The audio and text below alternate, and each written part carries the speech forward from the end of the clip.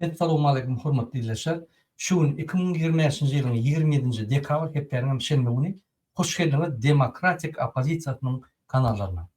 Hormatly dinleyijiler, ine şuun biz siziň bilen bir Hoca Durduş Hyýew ýa-da o ady Azat Hyýewiň ýagny maşgalalarynyň ýa-ni bular bir näçe dogan şolaryň problemasyny ýa-ni şolara duguşan problemler boýunça gürümleşip geçirer. Men bir näçe dokumentler görkezdim size ve şol ýerde Türkmenistanyň adalaty näýili işleýär? Türkmenistanyň adalatsız kadetleri näýili işleýär? Türkmenistanyň hökümet gurumalaryna ýagny adam haklaryny goraýan gurumlarda adalatlyk barmy ýa ýokdugyny biz görkezdik. Ine hormatly dinleyijiler, Azat Hyýewiň maşgalaty ýagny özi we biýüne basylan doganynyň çağlary. Kahraman arkada, kakımız muğallim olup, işlep, ecemiz olsa, öy hocalıkçı olup, 6 oğul 4 lüyli kemale getirip, arasında halal zahmet çekmiyor, ve yaşan devrimiz aldanmadığı, öğüt nasihat verip, dünyadan öttüler.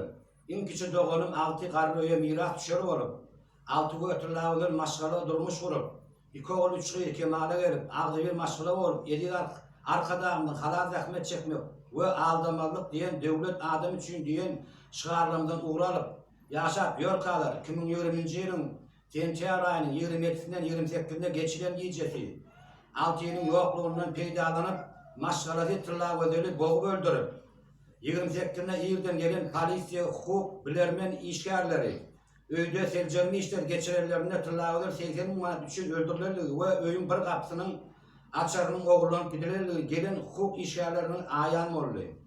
Dernew döwründe kanun esasında adalatı çözüp 80 000 manat öýüň açaryny tapyp berip şu agyr jenaýaty aktyp berip ulagdan ejem ortada agyr jeda bermeklerini aýdan sözlerim garamany.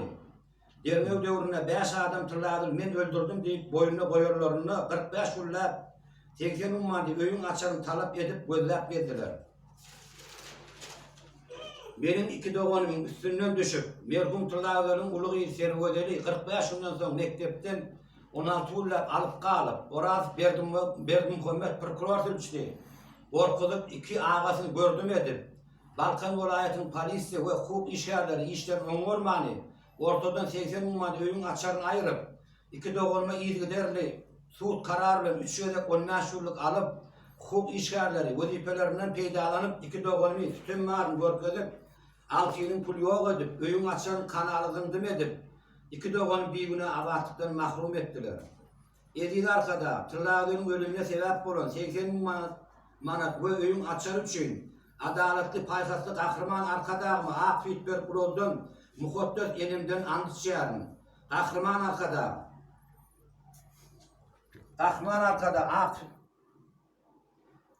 Kahraman arkada şeýhi bir maşgaça Kur'anyna and içýärmi. Hukuk işgärler işin öňürmän wezipelerinden hyýanaty peýdalanyp şeýhiperiň maşgaraçylarlaryny we ýaş ýetmedi çağalarymy we gerilerimi we dogallarmy tütem edip hapa paş sözler bilen söwüp kanun esasynda kepillendiren hukuklarmy kemsedip şeýhiperiň maşgaraçylarlaryny onlar awnuk çağan ýene atasy ýetim oýup çağalaryň hawandary kahraman arkada şeýhiperiň dadyna yetiş eli arkada. Şu ýerde bilşiňiz ýaly tan doganyň çağalary bire aşy berdi. Beýlekse mer. Şu video 2020-nji ýylda ýagny ýazyldy. O wagtlary Gurban Berdimuhammedov prezident. Şoň üçin şoň ikisany suraty dur. Şoň üçin o ýa-ni geň görmän. Indiki video seyredelim.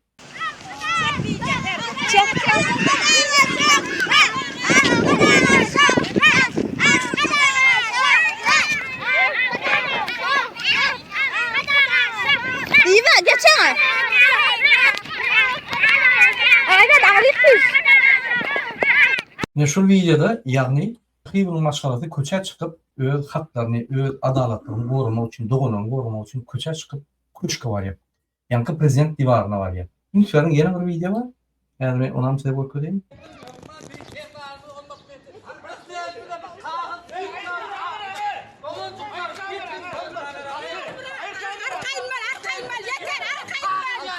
boyunca geliyor Yine bir video var. Ondan bakayım. Ondan biz gepleşe geçeriz. Ünferim şu video. Yine Türkmenistan'la köşkü baran adamlar var. Köşküne çıkıp köşkü barıp yani prezidenttan adaletli talep eden adamlar var. Yine şunun biri şahiflerin maşgul. Men açık görmeyeyim şahifler boyunca. Yine şahiflerin maşgulası 10 saat. Her doğanın öz maşgulası var. Yani 6 diyen bir oğlan 1985 yılda doğulan oğlan. Şon ayal maşgulası Tilla özel hocadurdun aydışı yani öldürülü. 6 inam onun doğunu, aşır durduğunu, meliğini ve hoca durduğunu bunlar gavalık gidiyor. Bayram deyip yeni bir doğumlar var. Ondan gavalık gidiyorlar. Kimi 3 sutka, kimi 5 sutka, kimi 7 sutka, kimi koy vermediler. Şey deyip yani organlar birinci başta 6 yine şuraya öldürülü, boğulu öldürülü ayağını rahat diyenine yani birinci bilen 5 tane adam getirdiler. Yine şu öldürdü deyip. Ondan yeni bir adam öldürdü. Bunun yani şivan maşgalat deyip o öldüreni menden yok. Bu niyette bir güne adam bastıracakken bize öldüren adam tapın biz yani öz ağrımızı alacak. Yani suda verip suda şunu yani ceza kesecek deyip onu talep ediyor.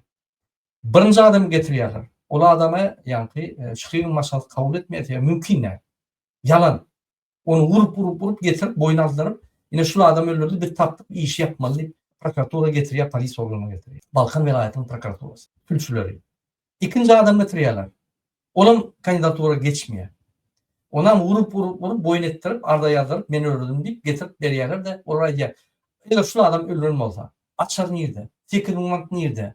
Hani yani neyle öldürdü? Bir düşünürsün ne diyorlar o yerde düşünürüş yok. Patstavadığı belli.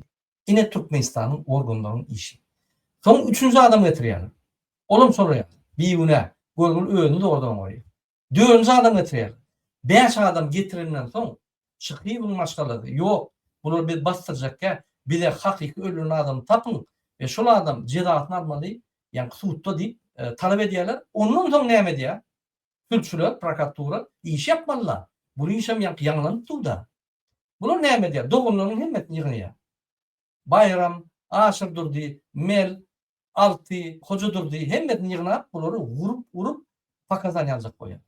Birini 3 sutka, birini 5 sutka, birini 10 sutka, o ikisine görgüleri koy vermeyeler. Aşır durdu bilen meliğini. Ne yapıp koy vermeyeler? Sebebi Tılla Öğren'in karnındaş tarafından basışlar edip bir kicik Tılla Öğren yani altın kicik 10 milyarsı sağatına basışlar, psihik Kıtay'dan basışlar edip ben şu iki doğanını gördüm o deyip boyun ettirip şu iki doğanı yığınak gidiyorlar. Ne de Atbiçatka Partisi, ne de Tuğutnama, ne de nehir öldürülü on yankı detalları, dernerli, ne de yani pulun yedediri, ne de açılan yededir tespitlenildi. Yöne iş yapmak bilen iki doğana yapıştırar. Devevi arda yarıp talep ediyorlar. Hani açın şu işi cenayet adam niye deyip bir şunun cezasını sudun üstüne vermeli deyip yani talep ettiler. Arda eden adamları tutup basıyorlar. Yine Türkmenistan. Haçanla Türkmenistan parağa datman diyenimde yine mentedayken şunun parağa datmanın aşağına bok geçen dağıtlar. Yine burada da unutuyorum adamlar yine şol iki doğanlar gidiyorlar inni şol iki doğanını eltiyorlar bunun gavun alayan ekeni. Şu gavun alan yerindeki gavun satan adamı basışlar edip $1,500 vermedi. Sen arda yazıp onu vurup o adamı vurup boyun edecek oluyor. Oğlum eden o. Ondan başka bir adam tapıyorlar. Ondan hem gavun attır bir doğanı. Yani 30 milyon pul aldım. Hava yani 30 milyon pul belgili bir de pul vermedi deyip yankı şuları bir maşinlik adam ağlayan cinayetçi edip kökücük koyar. Bastırmak için. Olan olmuyor. O adamın boyun almıyor. Hem de zapisleri var. Boyun almayanın, ayyanın, yani şu iki adam yok. O bir yerde pulunu şirket kovu geçti. Problema yok. Burada pulunu verdi. Al-Hari'dan pulunu verdiler. Hemen atölüm deyip yani zapisleri var. Şimdi ne etmeli? Şunu iş yapmalı. Yani 5 adam bir güne tapılıp öldürdüm deyip boyunu alan adamları yani şu iki adamam yani aşır durdu bilen meli boyun ettirecek olup vuruyorlar, basışlar ediyorlar, tehdit ediyorlar. Bunun boyun alan yok. Ben ne yapmış boyun alan? Allah mı? Yine hoca durduğun Burhan'ın üstüne elini koyup şoları öldürmediğine boyun alıyor. Şunu da şu iki adamı aşır durdu yani 20 yıl kesiliyor. Milada 20 kesilgan. Yine şuraya bir kanunçuluklar Türkmenistan'da doğu. Ünitlerin ünlü Şıkıyev'in maşalası adalatı göllep köşke var ya.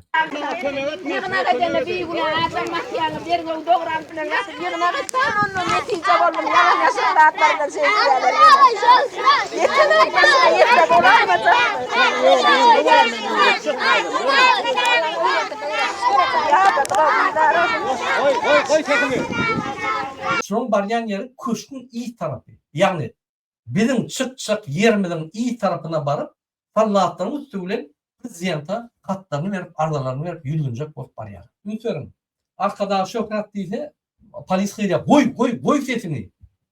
Yine ben öňüme bir idiot döwleti basyp alsam, başga bir idiot oğlunu öňe goýsam, burum döwleti dolandyrman, diňe emhemen polis bilen dolandyrsam, kelle çıkaran adamy diňe batışlar bilen emhemen polis bilen dolandyrsa, polis bilen emhemen itçerine diýär.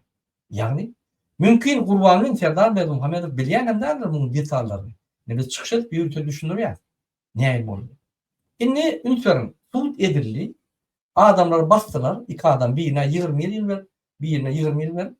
Inni Şıkıyev'in maşgalası adalatda göllep hem yere gatdylar.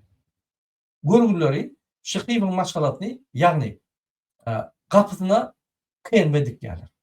Esasana ministrler ya prezident balkana gelende kenmedik bu öýlerinde awaýar. Şular ardyny aýdaýmasyn. Ünitlerin şular egerde aşgaly çyk bolsa hemme postlarda şunun suratlary bar. Goýbermelerdi. Diýmek, ine şular ýaly timadan viktimlerine, ýa pasradawşy adamlary şolara garşy emheme bilen polis bolýar. Ve suudlar ve sülçüler prokuratura. Ine Türkmenistanyň adam hukuklaryny gorayan gurumlaryň işi. Bular adamyň hukuklaryny kanunlaryny goraman, adam hukuklaryny, haklaryny bozýan guruma döndürer. Näçe? Sen ýokursyna iki tane jella diňe kanunlar bolup, konstitusiýany depkile, pullarymyzy ogurlap, büdjeden puluny, büdjeden getirmen, Merkez Banka getirmen, Daşyurtda, Dubayda hemme eksportdan gelýän pullar sakla, bular öýler ogurlaýar. Etçerine diýerler. Bular barlyanam ýok, auditam ýok. Biz ýa-da hemme döwletler ýüzüni başladyk. Türkmenistan audit etmeli. Şular 260 milyardan dolar köprek pullar soğudular. Hemme Türkmenistan'a koyulan pullar hesaplasan 60 milyardan eşene. Nirde 200 milyar? Gurbanyň Berdimuhammedow kezzap jenayetçi jogap bermeli. Nirde pullar? 200 milyardan gowrak pullar nirde? Näme etdi şonu? Nire sarp etdi? Dubayda mı? Getirip Türkmenistan büdjetine koymaly. 200 milyarda şunkunna bir çörek dilimeliler. Bir mutul kurulunun içinde gezmeliler. Biz 200 milyarda herhalde daşlarda işlemeliler, daşınlar. Bizim hemmemiz Türkmenistan'da näçe 10 yıllarca yaşap bilyas, baktlı. Kötün ölkülüp diyor Türkmen halkı. Edermen oğlanlar daşını etmiyor. Ayal maşgalarının bolup 200 milyardan gowrak pul oğurlanıyor. Hanı pullar? Gurbanyň ve Serdar Berdimuhammedow şoňa jogap berdi. Ine hormatly ýerleşler, şuraya vaka bolupdy, biz iýini terdelim ve iýini görelim. Mesela yine bir dokumentler okup başlayalım. Ünitlerin yine birinci dokument. Öňköpleşiginde aýtdym, Şykyewlaryň ýazmadyk ardalary, barmadyk kapylary almady. Bular meclise, ombudsmena, adalet ministrligine, gen prokuratura, prezidenta ve içindäki hemme gurulmalara hatlar ýazdylar. Bir gerekden 8 gerek, 10 gerek ýöne şonmalar şu iş derinelmedi. Sebebi näme boldy? Hatlar ýazýarlar, olam Balkan vilayetine gelýär, gen prokuratura gelýär, prokuraturada şo ýerde öz ýalňyşyny indi suud etmeliler. Suud etmeýän, ay ýene öňküýal edip jogap berýär, meclisem jogap berýär. Sizin işiniz ýerjärli, ýagny hemme zat düzgün boýunça edildi. Genel prokuratura şuraya jogap berýär. Hemme şuraya jogap berýär. Hiç wagt arda ýazylan wagty ýene kimin üstüne arda ýatsan, şolarda seyretmeliler. Oňa general prokuraturadan komissiýa barmaly, ýürütüp sülçü barmaly. Şol aşagdaky Balkan vilayetine sülçüleriň işler dogrumy, näme dogrumy, eden işler dogrumy, näme dogrumy diýip barmaly. Meclis prokuratura iýermeliler, vilayetdaky meclisiň ýolbaşyny iýermeli. Ne şuraya Şykyewlaryň maşgalasyny geline öldürdüler, doğumlarından bastılar. Bastıradan sonra yine bastılar, şular seyredin deyip şolar prokuratura bilen işleşip, yani adamlar bilen duşup, şihirin maşgalası bilen duşup, şolardan eşitip hemme dadi. Son prokuraturanın tülçülü bilen duşup, hemme dağıtlar varap, suudun başının yanına var, barlap, ondan son meclise cevap verip, meclisem şolar çağırıp, ya da hat üstü bilen şuraya işler etmeli. Bolmalı şeyler. Yöne kıynalsak da oraya. Yine ünitörün vatandaşlar, mesela birinci dokumentu okulayım.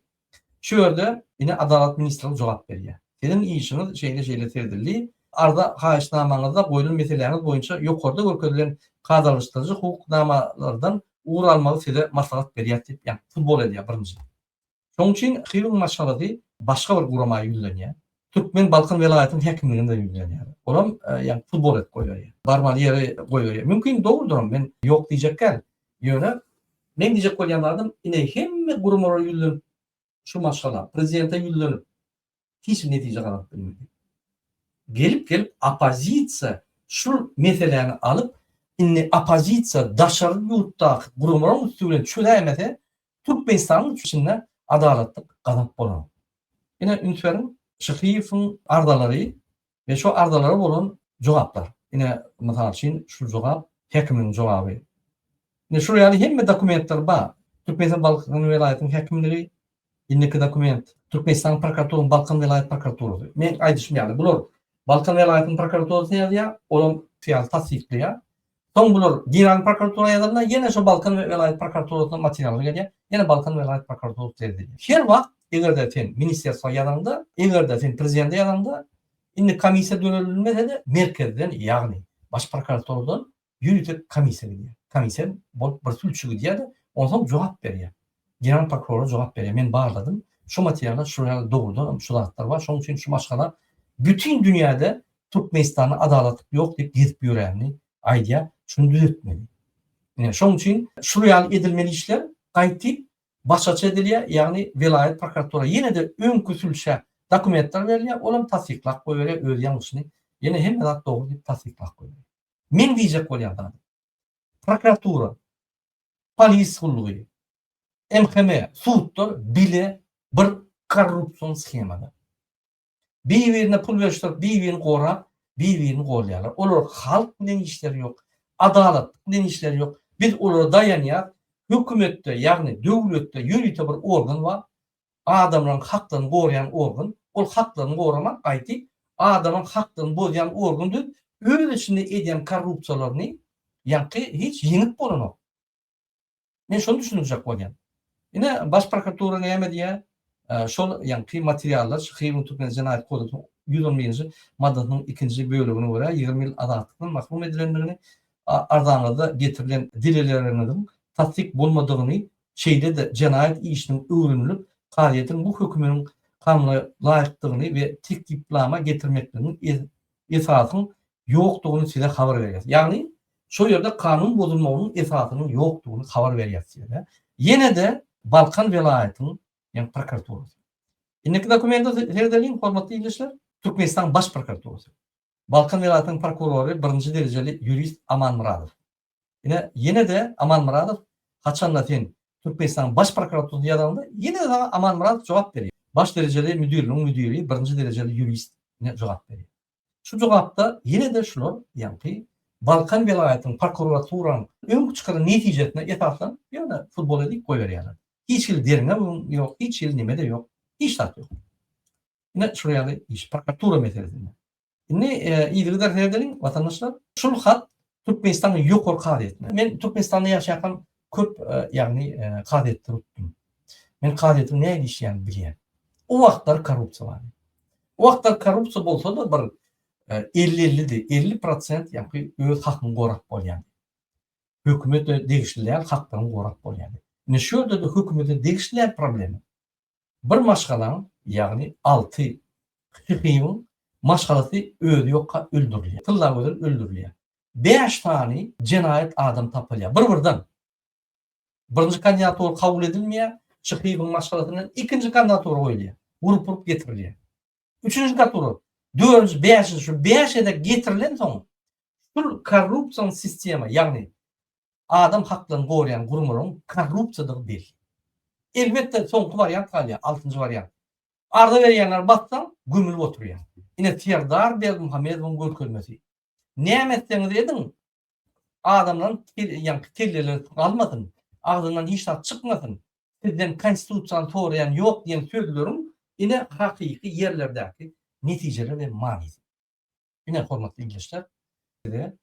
Türkmenistan'da kabul geçen bir kanunçunun neden döreyenlerini, yukarıdan döreyenlerini ve aşağıda son neticelerini görkezdim. O dine azat çıkıyımın yani Kocadolda çıkıyımın maşgalatının duşuna bir adaletliği dine bir maşgalı değil.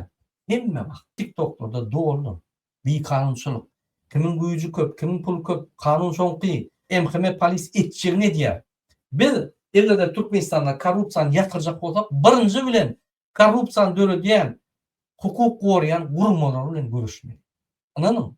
Şolardan başlamalı. Ondan men prezident bilen onun milli lideri bilen biz ýanky başlamaly şolardan. Şol ikisinden. Şol ikisini biz egerde çalışyp bilsek, onunla elbette aşağılaram çalışarlar. Ya da korkup çalışarlar, ya işten derler, ya da biz onu tutar.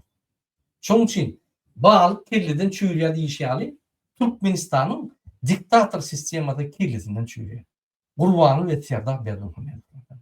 Hormatly dinleýärler, indiki dokumentda serdelim ine ýokary kariýatyň şikaýatlar we arzalar boýunça müdirliğin müdiri Şarif jogap berdi. Şarif jogap berjek bolsa kabul etmeli, görmeli meseleni, öwrenmeli meseleni, onsoň jogap bermeli. Jogapdan netijeleri şobarda, şoň üçin görkezip durmaýyn.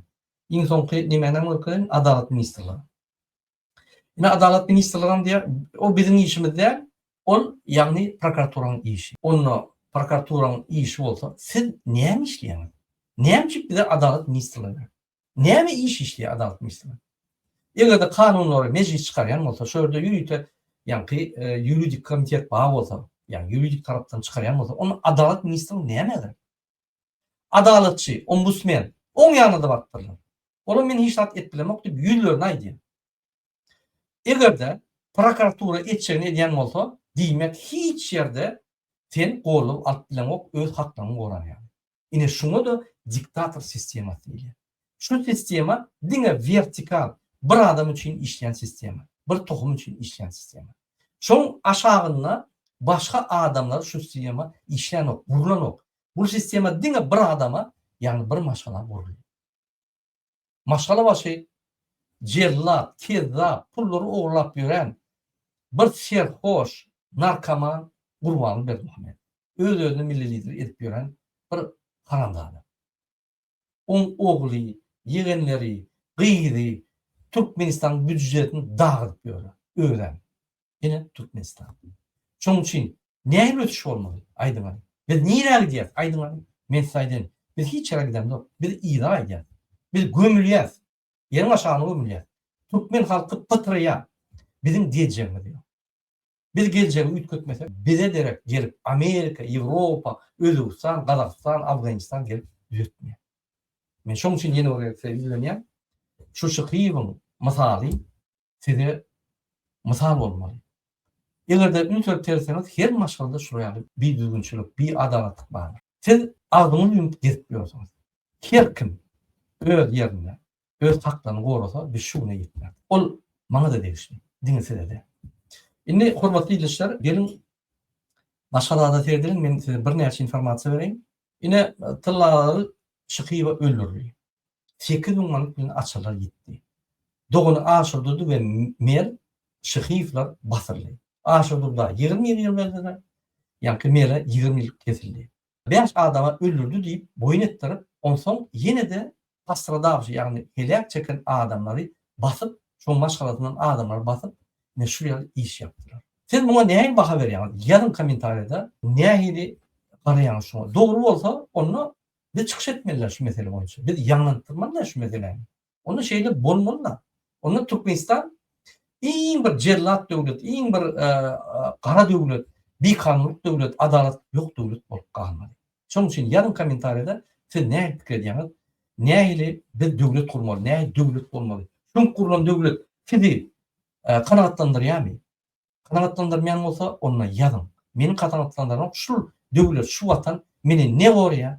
Ne dokumentime kömek edýär, ne arkamda durýar. Bul arkada diýilýän bize garşy görüşýär. Türkmen halkyny genosid edýär. Bizi dokumentsiz öyle kogulya taşırıp tutup oğurlap kayyalar, basyalar deyip yazın komentariyada. Ya da bizi tutup Türkmenistan'a getirip cay veriyorlar, hukuk veriyorlar, sosyal kömekler veriyorlar, iş veriyorlar, bu yani paraga da manımız olmadı deyip yazın. Indi şu Aşırdır Şıkıyf boyunça bir oğlan 1970 ýylda doğulan, Maşgalada hiç yerde işlemok, 3 tane ve 2 tane oğlu var. Ünitlerim. Bir Maşgala ýeketäki işleyen adam alyp bir güne basýarlar. Indi şu Maşgalada 5 tane çağa yarım yetim alýar we eklenç ýok. Şular näme ötmeli? Näme mektep ötmeli? Näme eşikler almaly? Näme çöre giymeli? Näme öýlerini saklamaly? Kim şuna jogap berer? Serdar Berdimuhamedov kim şu zatlara jogap berer? Halkyň önüne çykyp aýdyp bilýärmi? Aýdyp bilýärmi? Sebäbi siz saýlamyz, siz maşenik, setlerinde oglak gelen adam, halktan gaçyp ýören adam, çäreçi, çäreni açanygda hemme daşda bolmaly, ýanyňyza hiç kim gelmeli, halktan okýar. Özüňize prezident diýmek utanç. Senin üçün utanç bolmaly. Merkezi telewiziýa we radio gahryman arkada ya da arkada gahryman arkada alabaly Serdar diýende siz ýeriň aşagyna ýermeli. Doğrudur. Siz şu iksany aşurdur bilen. Men şolary da diýen yok. Şol ýöne koý adamlar mert bolup türmede häzir otyr ağlaman, nemetmän. Doğrulandyş mert bolup şolary görüşýär. Sizi bir tutanmazda inanın bir adam dünýäde ne doğru arnaşyň ne gyýlan çağıran ağlap bize haýyş etmeliler. Sebäbi sizin kimdiňizi we sizin haýry ýagdaýda halk sizi ýigrenýändiňizi sizden gowulýar. Sizden bilýär. Näme köçede gelip adamyň ýüzlerine serdiňiz. Çäre açanygda çağıran ýaşlaryň ýallaklaryň ýüzlerine näme serdiňiz? Utanaňyz ýokmy? Bir azajyk nam salanyň bolsa sizde, siz bara şoň ýüzlerine sertmelerini bagşlamas olur.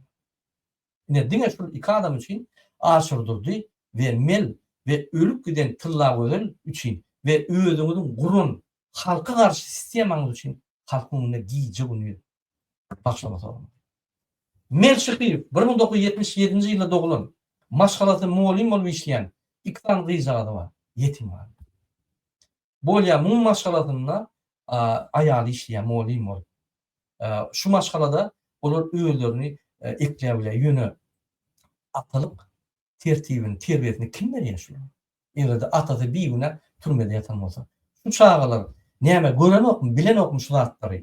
Şu çağalar näme şu meseleň şunu ýalatdygyny bilen okmy? Eýýem iksan adam olar Maşgala gururlar. Türkmenistanyň hökümetiniň bir kanunçylyk edýändigini, bir adalatlygyny, ömürlük mysal hökmüne öýüne aldyrar. Ine siz bununla özüňize düşman özüňiz döredýär. Şıkıyf 6 85 ýylda doğulan, öldürülen aýal Şıkıyf Tyllagoýlaryň 3 tane gyzy bilen 2 tane oğlu var. Ýagny umumyň 5 şah. Olar ýetim var. Ejesi ýok. Häzir 6-ny MHM polisler bolsa da goýup etdirler. Saklap goýup etdirler. 3-nji dogany basmandylar bolmasa öldürülen Maşgalanyň ýanky ärnäm basyp çağlaryny dogry 100% yetim bilýän bir kanun ýagdaýda gezýän, hakkary bozýan, hukuk goramayan gurumlar olur, şonu da edermen etbilýär şolatlar. Indi hormatly ýerleşler, şu materialy men size näme çykyp gurum berýän? Men Serdar Berdimuhamedow öýlenýän. Ine Hacıdurdy Şıkıyf, o adam. Şol adam prezidenti öýlenýär. Gahryman arkada, kakymyz mugallim bolup işläp, ejemiz bolsa öý hojalykçy bolup, 6 oğul 4 ýyly kemale getirip, arasynda halal ýakmet çekmek we ýaşan döwrüňizde aldanmadygy öwüt nasihat berip, dünýeden ötdiler. Iň kiçi doganym 6 garryýa miras düşer bolup, 6 götürläwler Maşgala durmuş gurup, 2 oğul 3 ýyly kemale gelip, agdy bir Maşgala bolup, edýär arkadaýymyň halal ýakmet çekmek we aldanmalyk diýen döwlet adam üçin diýen şygarlarymdan uğralyp, ýaşap ýörkalar 2020-nji ýylyň Tentýar aýynyň 27-sinden 28-ine geçilen gecesi 6 ýylyň ýoklugyndan peýdalanyp Maşgalada Tyllagoýlary bogup öldürüp 28-ine ýyldan gelen polisiýa, hukuk, bilermen işgärleri öýde seljermi işler geçirenlerine Tyllagoýlar 80 000 manat üçin öldürilerdi we öýüň bir gapsynyň açarynyň ogullanyp gidilerdi. Gelen hukuk işgärleriniň aýan boldy. Dernew döwründe kanun esasında adalatı çözüp 80 mümadi öýün açarını tapıp berip şu agyr jenaýaty ak tüýüp berip ulagdan ejem ortada agyr jeda bermeklerini aýdan sözlerim garamany. Dernew döwründe 5 adam tırladyr men öldürdüm diýip boýuna goýarlaryny 45 ýyllap 80 mümadi öýün açarını talap edip gözläp berdiler. Benim iki doğanımın üstünden düşüp, merhum tırlağların ulu iyiseri ödeli 45 yıldan sonra mektepten 16 yıllap alıp kalıp, orası Berdim Hürmet prokuror sürçtü. Korkudup iki ağasını gördüm edip, Balkan vilayetinin polisi ve hukuk işyerleri işler öngörmani, ortadan 80 ummadı öğün açarını ayırıp, iki doğanıma ilgiderli, suud kararlı 3 yıllık 15 yıllık alıp, hukuk işyerleri vazifalerinden peydalanıp, iki doğanımı tüm marını görkezip, 6 yılın pul yok edip, öğün açarını kanalızındım edip, iki doğanı bir güne avatlıktan mahrum ettiler. Edil arkada, tırlağının ölümüne sebep olan 80 manat ve öğün açar için, adaletli paykaslı kahraman arkadağımı ak fitber kuroldum, muhottöz elimden andışçıyarım. Kahraman arkada,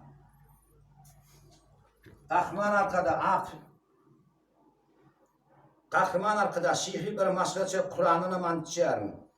Hukuk işyerler, işin öngörman, vazifelerinden hıyanatı peydalanıp, şehitlerin maşgıratçilerlerini ve yaş yetmedi çağalarımızı ve gerilerimizi ve doğrularımızı tütemedip, hapa paş sözler bilen sövüp, kanun esasında kepirlendiren hukuklamaları kemsedip, şehitlerin maşgıratçilerlerini onlar avunuk çağan en atasız yetim oyup, çağaların havandarı, kahraman arkada, şehitlerin dadına yetiş arkada. Doğru. Öz videosunda. Lütfen verelim. Kahraman. Yani şu hocadır değil. Yani o da adat diyen, adat adlı o adı. Hocadır değil. Şıkif. Prezident üylerine. Men şunu prezidente eşittirecek koyayım. Ya bizim efirlerimizde gören adam eşitmişim. Kahraman arkada, kahraman muğallim olup, işlep, ecemil olup, öyle hocalıkçı olup, 6 yıl 4 yılı kemale getirip, arasında halal ekmek çekmiyor ve yaşam devrimiz aldırmadığı, evut nasihat verip, dünyadan öptüler. İn kişi doğanın 6 karnıya miras düşer olup, 6 götürlağının maşrada durmuş olup, 2 yıl 3 yılı kemale gelip, 6 bir maşrada olup, 7 yıl arkadağının halal ekmek çekmiyor ve aldırmadık diyen devlet adam için diyen çıkarlarından uğralıp, yaşak diyor kalır, 2020 yılın Tentiyar ayının 27'sinden 28'inde geçilen diyecekti. 6 yılın yokluğundan peydalanıp, maşgarası tırlağı ödeli boğu öldürüp, 28'inde İl'den gelen polisiye hukuk bilermen işyerleri, öyle tercihli işler geçirenlerine tırlağı 80 manat için öldürülür ve öğün bir kapsının alçakının oğuldan gidilir gelen hukuk işyerlerinin ayağını oldu. Dernew döwründe kanun esasında adaletli çözüp 80 manat öğün açarını tapıp verip, şu agyr jenaýaty ak tüýüp berip ulagdan ejem ortada agyr jeda bermeklerini aýdan sözlerim garamany. Dernew döwründe 5 adam tırladyr men öldürdüm diýip boýuna goýarlaryny 45 ýyllap 80 ummady öýün açarını talap edip gözläp berdiler. Benim iki doğanımın üstünden düşüp, merhum tırlağların ulu iyiseri ödeli 45 yıldan sonra mektepten 16 ýyllap alıp kalıp, orası Berdim Hürmet prokuror sürçtü.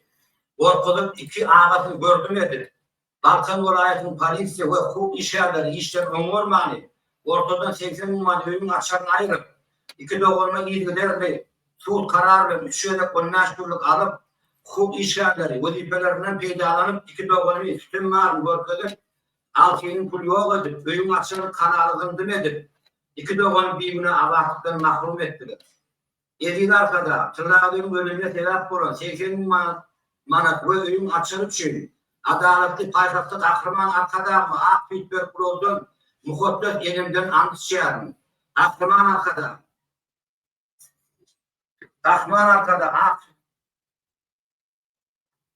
arkada, şihri bir maslaçı Kur'an'ına andışçıyarım.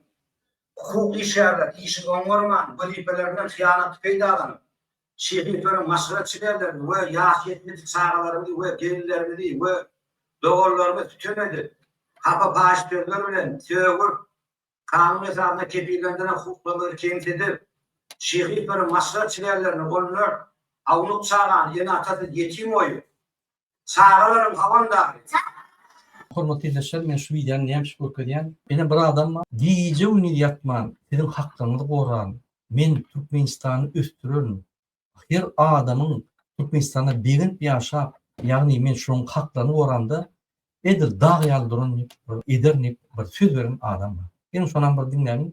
Prezident saýlawlarında halkyň setlerini ogurlan kezzap, kakasy tarapyndan Türkmenistanyň prezident wezipetini Sowet hökmüne alan Türkmenistanyň beýkanun prezidenti Serdar Berdimuhammedow sözsüzden aýdyberiň. Türkmenistanyň prezidentiniň wezipesine girişmek bilen öz üstüme yüklenen beýik borçlary, mukaddes we ak yürekli, hormat bilen we ýadawsyz ýerine ýetirmäge, Türkmenistanyň dowlat garaşsyzlygyny we bitaraplyk hukuk ýagdaýyny goramaga, adamyň we raýatyň hukuklaryny we azatlyklaryny hormatlamaga hemde goramaga, Türkmenistanyň konstitusiýasyny berja etmäge we goramaga, ähli güýjümi we ukymy türkmen halkynyň agdybirligine, onuň parahat durmuşyny goramak üçin bagş etmäge, Türkmenistanlaryň häzirki we geljekki nesilleriň şöhratyny hassa belente götürmekler üçin ähli mümkinçilikleri peýdalanmaga, türkmen halkyna wepaly we dogruçul hyzmat etjekdigime dawraly gasam edýär. Türkmen halkyna wepaly we dogruçul hyzmat etjekmi? Kadam berýär. Bize garaşsyzlyk goramak, bitarplyk goramak gerek gelse onu yitirdiňiz. Serdar we Gurban Berdimuhammedow. Siz Putiniň gullary. Bizim garaşlygymyz ýok. Siz garaşly. Siz Türkmenistanyny Putin'e garaşly edip goýduňyz. Bizim bitarplygymyz ýok. Putin gök gelse ılgap giýje garşy alýaňyz. Putin toğrusy Gurban sen näme işgelin aeroportda? Ony men hojalyň geldi, bu ýol adam geldi. Men näme etmeli? Utanman aýdýan şonu. Hiç ýere Putin döwletde baranna bir prezidentim garşy alamak. Ýöne siz şonu bagly, şonu garaşly bolansoň, siz onuň öňünde prezidentlik statusyny aldyňyz. Halkyň öňünde siz prezident däl, arkadam da milli lideram däl. Siz ýalyk adamlar Türkmenistanyň iň mahkara adamlary. O wagtdaky jeki size berip bolan wagt hemme zat nogurlaryny turgularyna çeldi. Şonu ýaly binamyz. Döwlet ýa pomsyzy, ýa sizde döwlet bir jogapkärçilik barmy? Ýok. Gyýdyňyz gidip hökümetiň hazabyna, hökümetiň samalyotyny ulanyp, hökümetiň adamlaryny ulanyp, hökümetiň pullaryny soğup, hökümetde işlemeýän adam bütün dünýä liderleri bilen duşup, o näme işläpýär? Maskarçylyk dämi? Bütün dünýä. Serdar Berdimuhammedow bütün dünýäde boş baklaşyk adyny aldy. Türkmenistanda bir zat gurnosa adamlar prezidentler öz aralarında gülüşe, muňa daşy lakamatan oklar, muňa da aýdan oklar, diýär bespalyazna boş baklaşyk. Gurban Berdimuhammedow ýa halk bilen okdur diýäňmi? Türkmenistan siz dolandyrýar. Uluňyza da ýol bereňiz, hiç kimde ýol bereňiz. Siz ölseňiz, şular pytyrýa awtomat. Bilýärmi şonu? Gyýdyňyzam köçede doğrularlar, oğluňyzam hemmetten tapýan ýa. Men şonu size duýdurjak bolýan. Hormatly dinleşler, ine men şu videoň aşagyna ýürüýte Hoca Durdy Şyhybowyň, ýagny oğu ady Azat Şyhybowyň koordinatlaryny goýdum. Häzirim ýürüýte Serdar Berdimuhammedow, ýagny ýaňja giýjämi umyt edip haklaryňy goran, men prezident jogapkärçilik alýan diýen adama ýüzlenýän. Ine ýazyp alyň, ruçkalyň eliňizde ýazyň. Hoca Durdy Şyhybow, Balkanawat, ýagny Balkan welaýatynyň Balkanawat şäherinde ýaşaýan adam. Balkanawat şäherinde 211/1345 salgytynda ýaşaýan adam, Balkanawat ýaşaýjysy. Telefony +93 993 71 25 07 33 gaýtalýan. +993 71 25 07 33. İkinci telefony +993 61 25 52 85. Gatylsak ýagdaýda şundan habar alyň we şun hakyky adalatly meselesini çözüp beriň. Biz ine opozisiýaň bizi bolýan adamlaryň tarapyndan size ýüzlenýär. Siz şunu çözmeseňiz, şunu häzir ikinji seriýa şu material. Üçüncü seriýasynda Biz Türkmenistan'daki ediyen demaçlarımızı size beyan ederiz. 4. seriyede biz bütün dünyada Spezdaklaçık, OON, Reporter Bez Granic, jurnalistler himmetini biz yani haberdar edip onlardan netice alıp çıkış ederiz. 5. seriyamızda biz bütün dünya yoldaşlarına bildirir. Sizin kimdirinizi, sizin yüzünüzü açar ve siz şu zatları gollap, grup şu sistemanı taklayanınız ve 250 milyardan goğrak pulları oğurlanınızı ve audit Türkmenistan'da etmelerini haş eder. Biz sizi koyuyorlar. Vaktiniz geldi.